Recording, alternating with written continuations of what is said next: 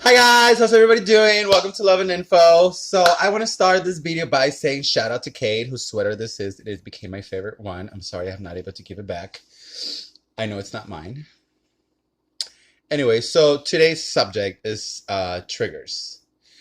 Um, it's a strong subject. I think we all have triggers, especially us those who are going through recovery. I am 10 days 10 days sober for meth, so hooray for fucking me. I'm trying this shit again. If you're all surprised that I am back in this hole after doing that whole episode of Calling in the Storm, um, I got this. I got this. I'm asking for help this time. It is going to be handled a little different, but from that we shall see and not hear.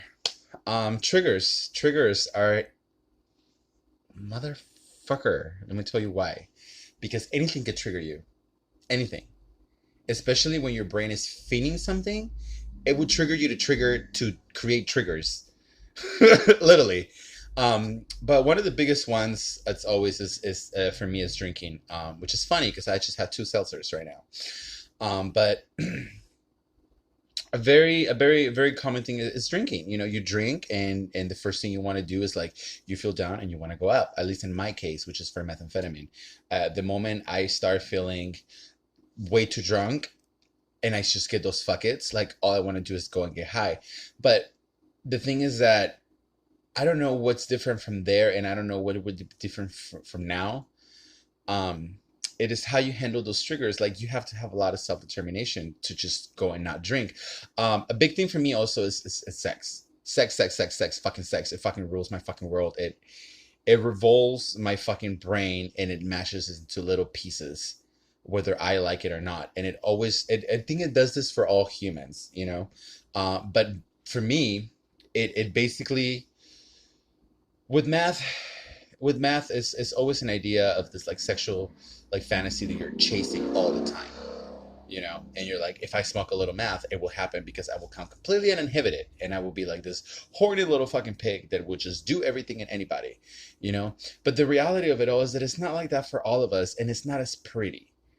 Um, the thing about me is that I keep on thinking that if I just smoke it, I will get lost into just being a complete pig and I wouldn't really care about anything else going on around in my life. But it no longer works like that for me. You know, so I will literally sit here and create triggers in my head. Like, you know how men think about sex like what, 30 times a day, 30 times per minute or something like that? Well, and now imagine your whole sex life and your whole desire and your whole longevity and your whole stamina being correlated and being directly wired and rooted to a drug. So every time that you think of like really hot sex and you're fantasizing in your head as a man or as a woman or as a whatever free sexual desire being you want to be, the whole drug thing comes in every single fucking time.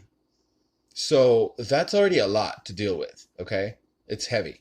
Because then it's just like, so this is how it actually works for me, okay? This is kind of an oxy fucking moron because this is how it works for me. So I get clean. I stop having sex because my whole world of hookups it's all just people who do meth. So I start getting away from that. I delete my grinder. I block people on my phone. By the way, for those who I ignore while I'm not sober, if you really like me, you wouldn't really care because you know how this shit goes. It's not you, it's me. It's me first in my sobriety, even if that only comes every other week.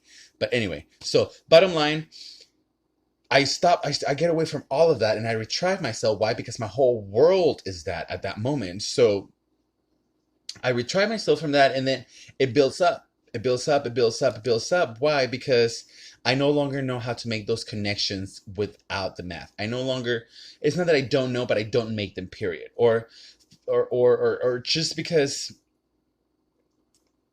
just getting on Grinder is a fucking trigger.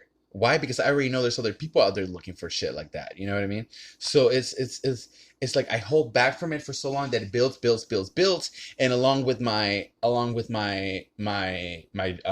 chemical dependency, it builds up with my desire as well. And now you not only have one weapon against you, but you have two.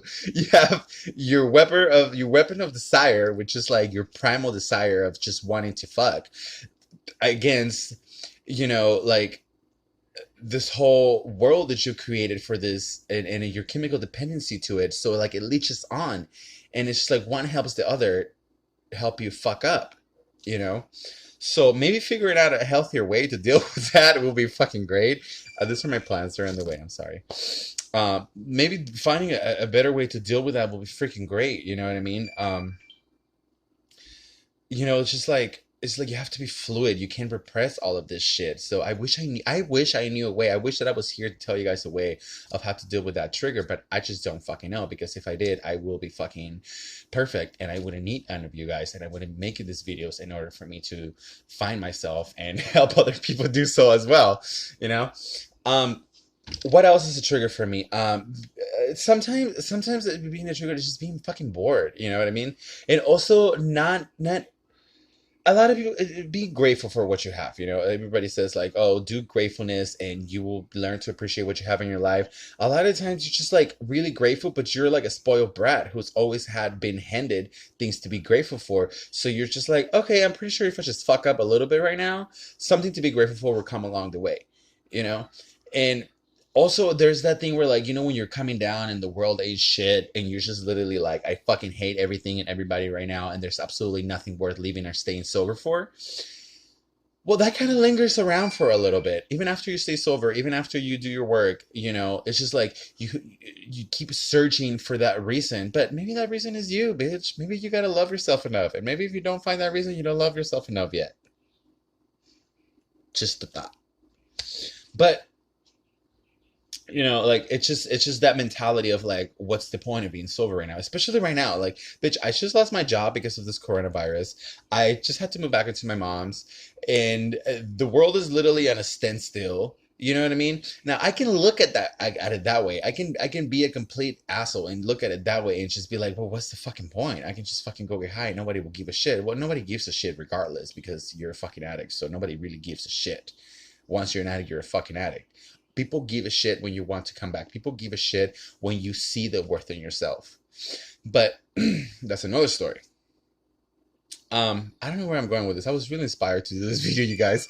I was literally walking over here like, I'm gonna fucking do this video because it's just been so long, and I also want to talk about so many other things, but those are my triggers. Those are my biggest triggers to me is this sexual fantasy, whether it's that one specific person that you're like, oh, but I remember that one time I got high, I had a really good time with him. So maybe if I just go on Grindr and I find him, like it would just be like fine, and I can just get high and do it. And then you're just like, but are you not thinking of all the negative of